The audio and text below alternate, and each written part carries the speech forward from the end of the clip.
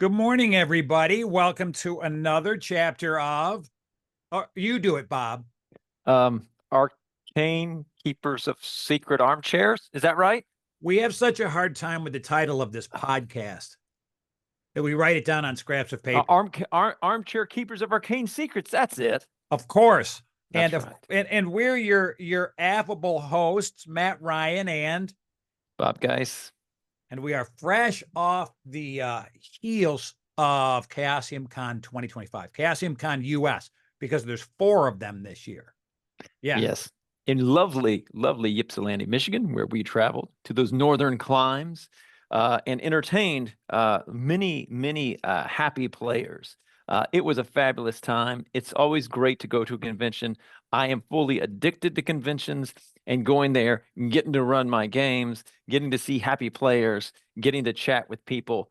And, of course, Matt, we did entertain many of our viewers in our seminar. I have a picture on my phone of you and I at the head of the table in a very large empty room.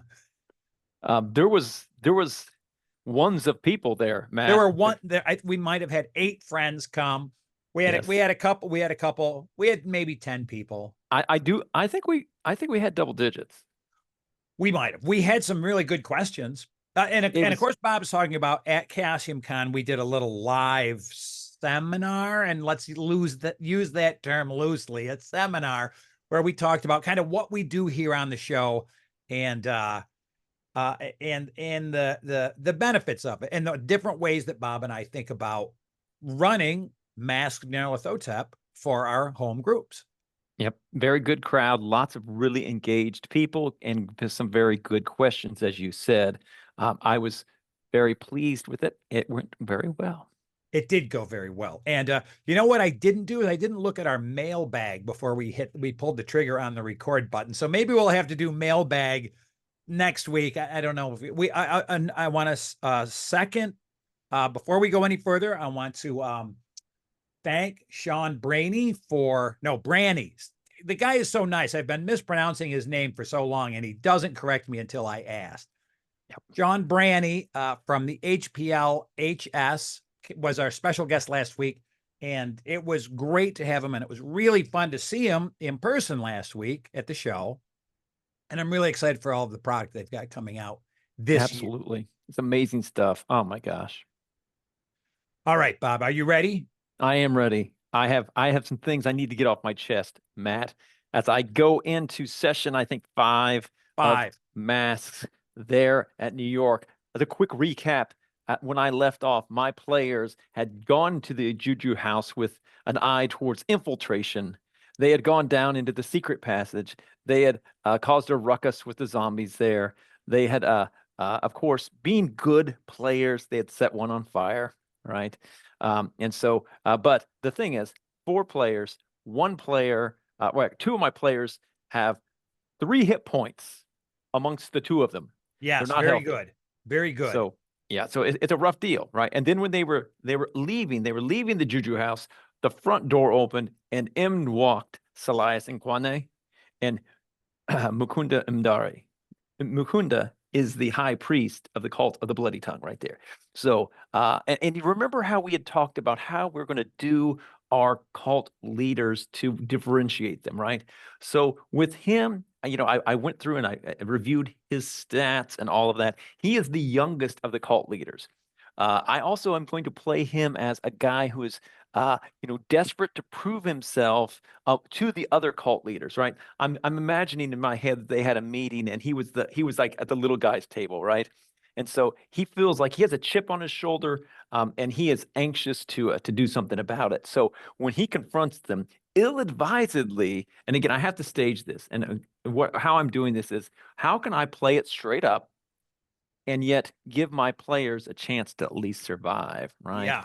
Because if he went at him hardcore and just straight up physical combat and using the Call of Cthulhu rules, he would have a major advantage because he's a big dude and he hits hard with that panga, which he might not have. Which he might not be going to lunch with his panga. I would say it's irrelevant because he is so anxious to prove himself as one of the as a contemporary among these cult leaders, he's only going to rely on magic, right? He's going to use magic against the players, which is ill-advised. He would be much better just to whack at them with a machete, right? Totally. But because he's deranged and he's not making good decisions, that's going to be a theme with all my cult leaders is bad decision making. He's going to use spells instead. So Interesting. So that will now do your investigators have bullets? no, no. The one gun among 4 players has no bullets. So yes, one gun, 4 players, no bullets, right? Again, they did not think this through when they went in to investigate the Juju house. They did not take steps to get themselves prepared. So, but they did pick up 2 pangas in there. So they have the machetes. They have the and machetes. and they're willing to use them, right? Also, Interesting. when Silas gets How are there, they on combat maneuvers and brawl things? Would they get the idea to try to grab him and hold him and then call for the cops? I don't think that's going to happen. So there's 2 things. There's 2 additional things. One, when Silas gets there, I remember we had talked a moment ago about the fiery zombie, the zombie who's on fire. That In the zombie is going to basement, have in the basement. in the basement who was going, and again the zombies chased them to the foot of the stairs. That fiery zombie is going to have chased them, lighting everything on fire, right? Again, it's not just like, I'm going to say that there's some rafters and some things in there that could catch on fire, and when he gets underneath the floor of the Juju house, it's going to catch on fire, right? So there's going to be smoke. Silas is going to panic and going to run down in the basement to try to extinguish the fire. So again, bad decision making amongst cultists, right? So he's going to do that. So he will, and again, he's no big threat, but again, he will completely remove himself from the equation as quick as possible. So my players will focus on Imdari, who is a dangerous fellow. Plus, I'm holding out hope that our good doctor will be playing this week, and so that character can be there, coming in to save the day. Again, because people need first aid in the worst way possible. So Sure. we'll see. We'll see how it all shakes out. But it's going to be high stakes at the Juju house come Thursday. Well, I like that. It's because it sounds like it's dramatic, which is Very sort of dramatic. that's what I strive for at the table. It's not necessarily about, I mean, I want the investigators to live. I do. I want the players, I want my players to be happy. I really want the investigators to live. And to me, it's about threat, danger, tension, and drama. Yep. And All those things. yep, and you're working on the conclusion. So it's got to be action packed. Yeah, absolutely. Absolutely. So, I mean, if they get through this, then they will have a moment to breathe. Yeah. And to evaluate some of the clues that they have. Now, last week, remember, they did get the file folder. That file folder is packed full of goodies. Oh, my. I read it yesterday for the first time myself, because, again, I didn't break it open until they broke it open. Yeah. And, again, it is nicely done. It is nicely done. There's 40-some pages of this, and it really takes you through the whole journey. Yeah. And I think we talked about this a little bit. It is not just this again. So for viewers, this is the file folder, Dr. Robert Houston's file folder on Roger Carlyle of his assessment of Carlyle during his analysis of him. He's a psychoanalyst, and he did this analysis of Roger Carlyle, and this is his folder. Yes. It's not just an analysis of Roger, though. It really shows the descent of Robert Houston as he began to buy into the mania of Roger Carlyle. True. In fact, my neighbors got my copy because that was one of those props that, as you said last time, you can't read at the table. Nope. You really have to take it home and pour through it. Oh, and I Yep. might get it back from him so that my wife Casey can go through it as well. Yep. I like it because the more in depth it goes, the more it really spells out some pretty important things in the campaign. Yep. The cult that they're working for is Nyarlathotep. And towards the end of that, it spells that out. And I think that's a good thing. Yeah. Again, I thought, oh my gosh, what are they doing? This is so obvious and on the nose. And then it's like, well, Bob, you are running a game called Masks of Nyarlathotep. The players may have caught on. The players may have caught on. It also does a very good job of the woman that sort of started the whole ball rolling. Yeah.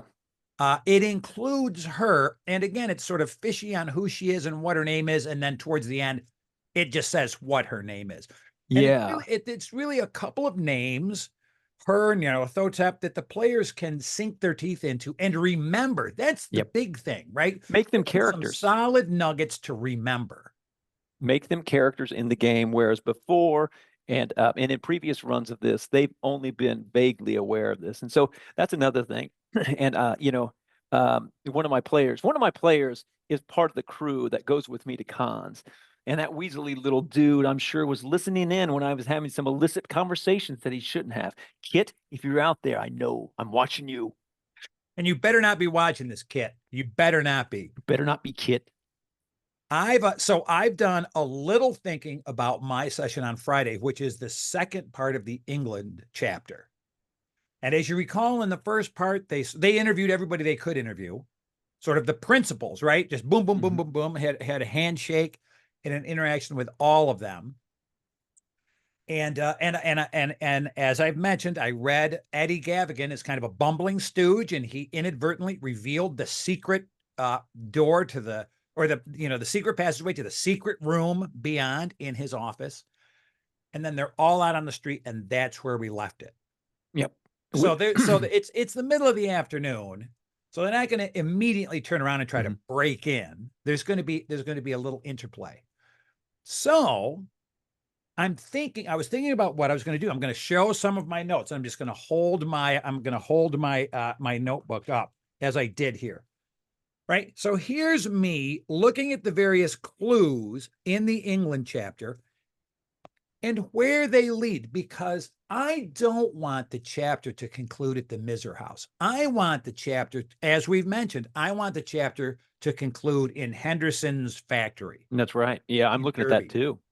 So there's an extra clue that points that way done in the England chapter.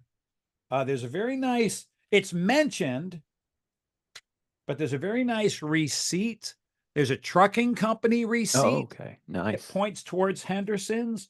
There's more receipts that point towards the Henderson's. So my job Friday is going to be to make sure that my players get those clues. I don't think we're going to conclude the England chapter on this Friday. Oh, you mean, okay, gotcha. So I don't have to steer them directly to Henderson's. I think there might be some finagling back and forth in between. I'm also wondering, I've got a feeling that it might be time for the cult to hit back, which hasn't really happened yet. And that's a balancing game. Again, I don't want to just TPK the party. Right. Which is possible, right? With spells and with the creature in the fog and with cultists. I could just go ape shit on them, right? And just kill. Right. And you could. Totally could. And that's not the play to make here. So I was looking at the various spells, like here's Eddie Gavigan. Look, I've got a little sketch there. And I've got the spells, because spells are something I often overlook because they take a little prep to think about. You can't just open to that page in the book, like all of a sudden there's a combat. You open the page and then there's all these spells, unless you're super familiar with the grimoire of the game. You should indeed look at the grimoire that Chaosium produces. I've got that thing out and I've used that. Yeah, like many of the things that Chaosium produces, it's a very handy tool. And there's a couple of spells in there. The other thing that I'm going to do is I'm going to do the same for Zahara Shaftik, the other cult leader there. And I don't know if you remember, but she has a really cool artifact, the Mirror of Gaul, I think it is called. I don't remember that. It's a magic mirror that she can look into and watch someone like an investigator, and that she can cast wounds through it if she wants to, but she can also make them feel despair. Oh, nice. Which is a sanity check. So I'm going to use that. And I think I might use the thing in the fog. With the caveat that if they go to 0 hit points, I think they will just be unconscious. That's fair. and then picked up and relocated. Okay, yeah. I mean, again, that's a provision in the campaign, which Yeah. it'll be interesting to see how that plays out. Definitely something that the narrative supports. But I want to stay loose because I don't want like a captured player character. If I Trust capture me. player characters, I want them to be I want them to be accessible soon after the capture. So Right. People don't capturing like being put in a box. I know.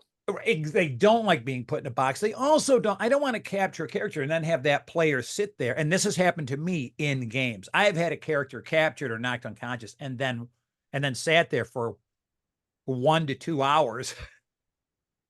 Nobody likes it. Watching other people play. So I'm not gonna do that.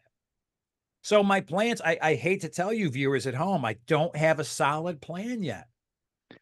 No, I totally, you have to play loose. And, again, for this campaign, you just see kind of where they're going to go. I only planned out that campaign or that combat because I'm concerned about the viability of our web series if I TPK my group. We can't have that. Our 93 viewers would be heartbroken. Did you hear that, folks? 93 viewers. I mean, look, we're as soon as we hit 100, I'm going to feel like we are somebody. We have an announcement at 100, a big announcement. So 93 of you find 7 friends and get them to subscribe. So you find can be 7 friends and we'll give you this big announcement. Bob thinks it's big. I hope it's huge. big. I hope it's big. I hope it's big. It has to be so close that they can taste it. They can taste it. The other thing though with your New York is you're 4 sessions in. So I know. So you've had time to work the stew. No, that it's a good thing. You've had time to come up with these nice reactive ideas. Yeah. Because you've played in the sandbox for a little while. I've only had 1 session in England. Right. I don't really know what their thoughts are, what they're going to do. Yep. I was wondering if I was going to use the waitress at the Blue Pyramid Club. Oh yeah. Well, I mean, I've definitely, again, looking ahead, I definitely am planning on using that because again, my angle on the cult leaders is different than yours. Right. Interesting stuff. Indeed. Well, we are at the 17-minute mark. Yes, we are. Is there maybe should we do we have any other announcements? I don't think so. I think I can let me do my begging. I did a little bit of precursor begging. I've whetted the appetite for begging, but now I'll get to it in earnest. Please hit that subscribe button, hit the like button, the bell, please. There you go. That was some earnest begging there. It was pretty good begging. We really want to hit 100 so we can tell you our nefarious future plan. Oh yeah. Yeah. It'll be crazy. All right. The next time you watch us, we're going to have a recap of what happened. So thanks for joining us and we'll see you all soon.